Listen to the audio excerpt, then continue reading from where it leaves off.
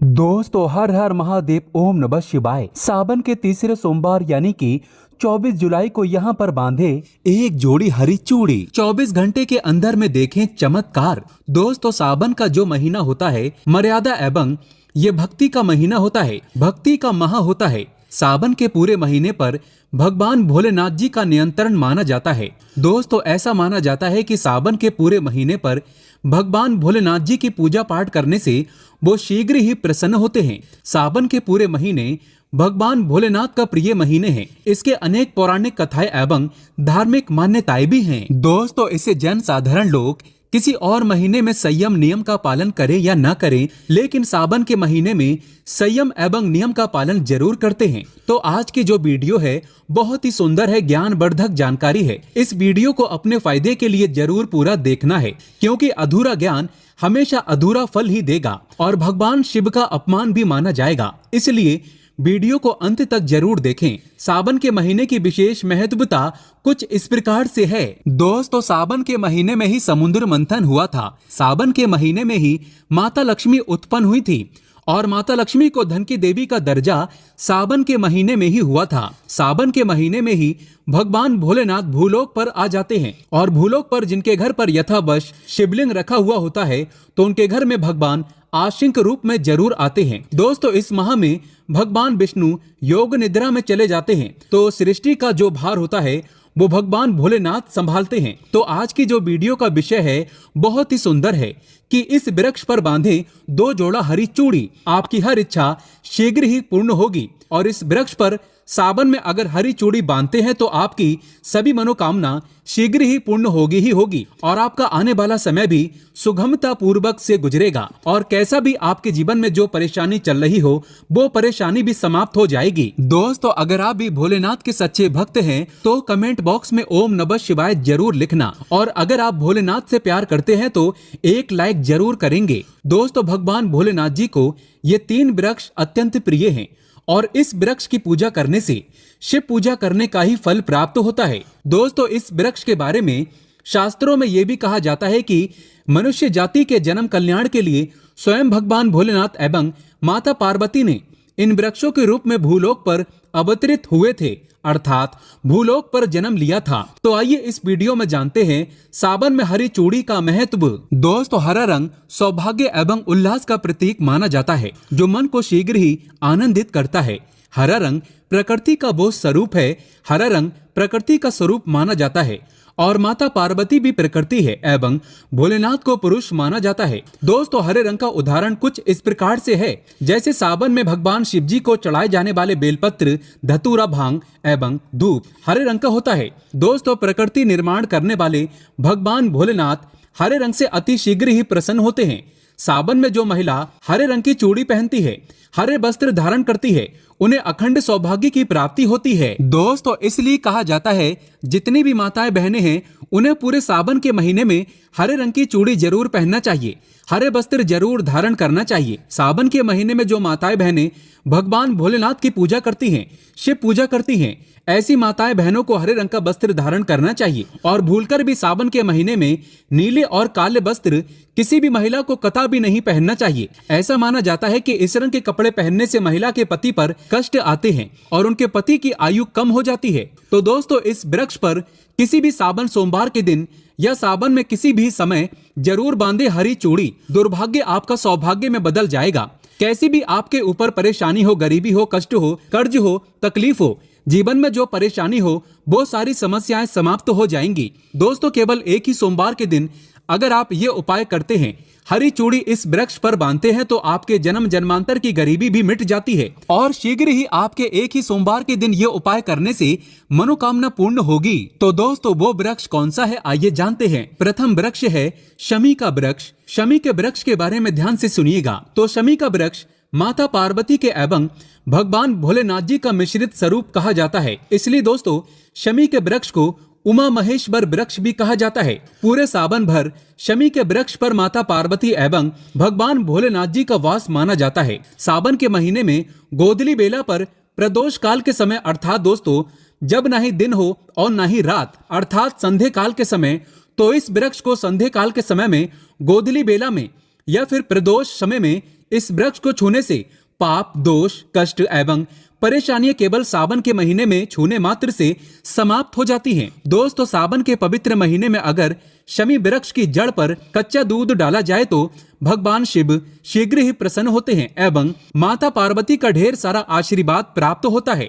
दोस्तों, शमी के वृक्ष का महत्व कुछ इस प्रकार से है। भगवान राम रावण पर आक्रमण करने के पूर्व भगवान राम ने शमी वृक्ष की पूजा की थी और पांडवों ने अपने दिव्य हथियार भी शमी के वृक्ष के नीचे में दबाए थे। शमी का वृक्ष जिस घर में लगा होता है उस घर का कल्याण हो जाता है और उस घर में सभी प्रकार का भौतिक सुख का वास माना जाता है। तो दोस्तों, सावन के किसी भी सोमवार के दिन शमी वृक्ष पर उमा महेश्वर का ध्यान करते हुए शमी वृक्ष पर सावन के किसी भी सोमवार के दिन उमा महेश्वर का ध्यान करते हुए 2 जोड़ी हरी चूड़ी एवं हरे रंग का रिबन जरूर बांधना चाहिए या फिर हरे कलर का जो भी आपको श्रृंगार आदि मिल जाए वो आपको जरूर बांधना चाहिए, जैसे कि हरे रंग की मेहंदी, हरे रंग की बिंदी आदि या हरी चूड़ियां जरूर बांधना चाहिए। दोस्तों, कैसी भी आपकी मनोकामना हो वो एक ही बार में पूर्ण हो जाएगी, क्योंकि इस खास समय पर यानी सावन के समय में भगवान शिव खास तौर पर वास करने आते हैं धरती पर और शमी के वृक्ष में अस्थायी रूप से वास करते हैं।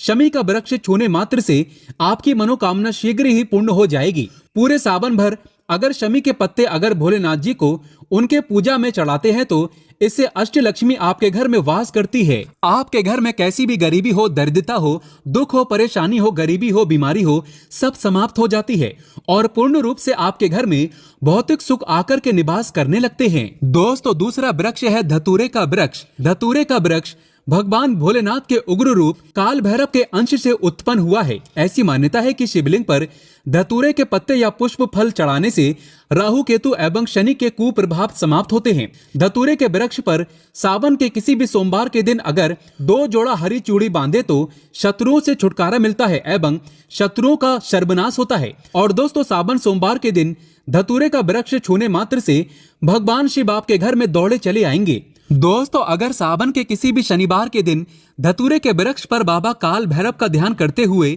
हरी चूड़ी अगर बांधी जाए तो घर से भूत प्रेत बाधाएं सब नष्ट हो जाती हैं, भस्म हो जाती हैं एवं छोटे से धतूरे की जड़ अगर घर के किसी भी कोने में छुपा दिया जाए या घर में जमीन में गाड़ दिया जाए तो भूत प्रेत इत्यादि का वास घर में कभी नहीं होता है। घर से सभी बाधाएं शिव के वास होने से भाग जाती हैं। दोस्तों, जो तीसरा वृक्ष है वो है बेल का वृक्ष। अगर भगवान शिव को बेल पत्र न चढ़ाए जाए तो सावन का व्रत अधूरा माना जाता है और बिना पत्र चढ़ाए ही शिवलिंग पर जल भी व्यर्थ हो जाता है। इसलिए जब भी आप भगवान शिव पर बेल पत्र चढ़ाएं तो 5 बेल पत्रों पर उसके ऊपर में श्री राम अवश्य लिखें। इससे भगवान शिव जल्दी और अत्यंत प्रसन्न हो जाते हैं। दोस्तों, सावन में बेल वृक्ष छूने से कई तीर्थों का लाभ मिलता है। सावन में इस वृक्ष को क्यों छूना जरूरी है, आइए जानते हैं बेल वृक्ष की महिमा को। बेल के वृक्ष मैं आप लोगों को कई बार कई कथा में बता चुका हूं कि ये जो बेल के वृक्ष हैं माता पार्वती के स्वरूप कहे गए हैं। तो ये वृक्ष माता पार्वती के पसीने से उत्पन्न हुए हैं। स्कंद पुराण में बहुत ही स्पष्ट तरीके से बताया गया है। इसके पत्ते में शिव और डाली में पार्वती, जड़ में ब्रह्मा एवं तन में विष्णु जी स्वयं रहते हैं।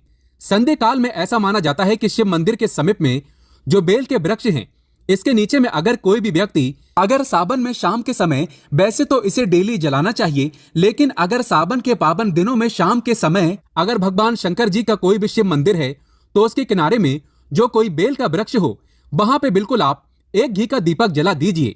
इसे बहुत ही उत्तम कहे गए हैं। वैसे अगर आप घी का दीपक जलाते हैं तो आपको धन, गुण एवं परम शिव भक्त की प्राप्ति होती है। दोस्तों, इस वृक्ष को छूने से पाप तत्काल नष्ट हो जाते हैं।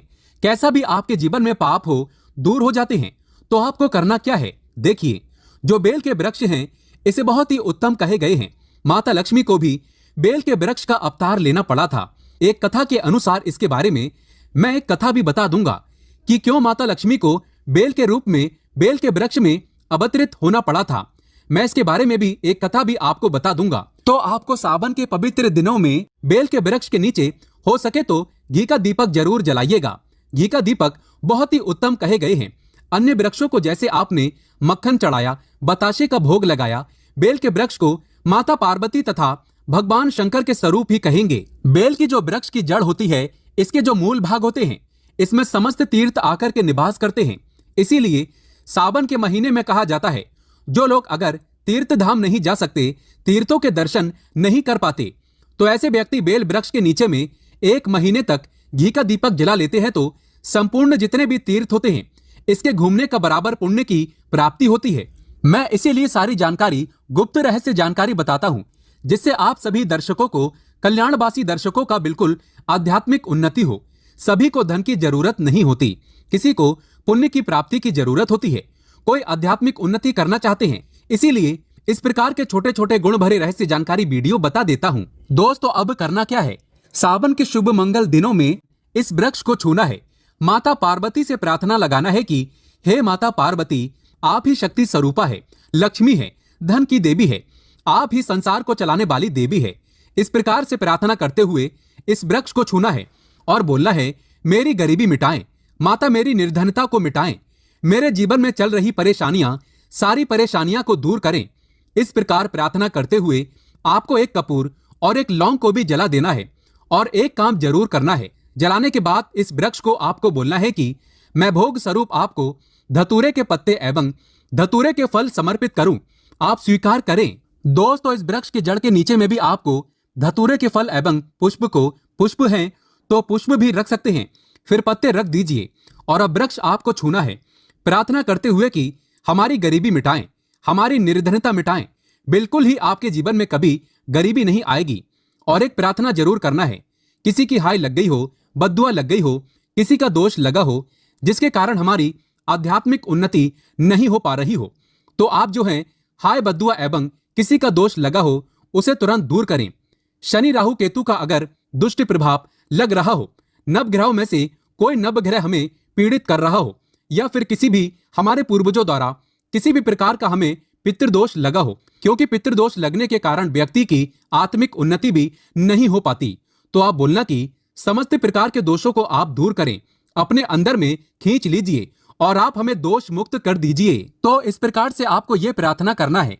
और एक काम आपको जरूर करना चाहिए, आपको सावन के समय धर्म शास्त्रों में कहे गए हैं, बहुत सारे लोग भी बताते हैं, हमारे गुरु जी भी कहा करते थे, सावन के दिन अगर बेल की वृक्ष की जड़ में मिश्रित युक्त मिश्री आती है खड़ी खड़ी, आप सभी दर्शकों को जरूर पता होगा, शक्कर टाइप की होती है, तो आपको मिश्री डाला हुआ दूध अगर आप इनकी जड़ में डालते हैं तो ऐसा कहा गया है कि ऐसा व्यक्ति कभी निर्धन नहीं होते। ऐसे व्यक्ति के जीवन से किसी भी प्रकार से अगर लक्ष्मी रुष्ट हो चुकी हो, रुष्ट दूर हो जाते हैं।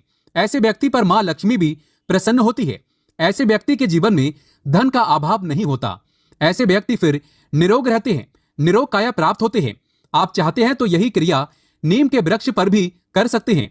नीम के वृक्ष पर माता लक्ष्मी निवास करती है, समस्त देवी शक्ति निवास करते हैं। नीम के वृक्ष में अगर आप जो है सावन के शुभ मंगल दिनों में आपको 1 गिलास या फिर 1 लोटे सामर्थ्य के अनुसार तांबे के लोटे में आपको दूध डाल करके इनके अंदर इन्हें जो है अभिषेक करना चाहिए, इनकी जड़ में डालना चाहिए। लेकिन आपको मीठा दूध ही डालना है, मिश्री मिला हुआ दूध आपको चढ़ाना है, इनकी जड़ में डालना है और गरीबी मिटाने की प्रार्थना करना है। या फिर जो लोग कर्जे का भार हैं वो लोग बोल सकते हैं कि हमारे कर्जे का भार दूर हो, या फिर जीवन में जो किसी भी प्रकार की जो परेशानी है वो परेशानी भी बोल देना, वो परेशानी तत्काल ये वृक्ष समाप्त करते हैं और आपको इसे छू करके आ जाना है। दोस्तों, सावन में आप इन वृक्षों को जरूर छुएं, आपकी कायाकल्प हो जाएगी, भगवान शिव आपके ऊपर मेहरबान हो जाएंगे, आपकी भक्ति की कामना आराधना पूर्ण हो जाएगी। तो अगर आप महादेव की कृपा प्राप्त करना चाहते हैं और उन्हें अपने घर पर बुलाना चाहते हैं तो कमेंट बॉक्स में लिखें, भगवान शिव आपका स्वागत है हमारे घर में। हर हर महादेव, ओम नमः शिवाय, एक लाइक जरूर करें।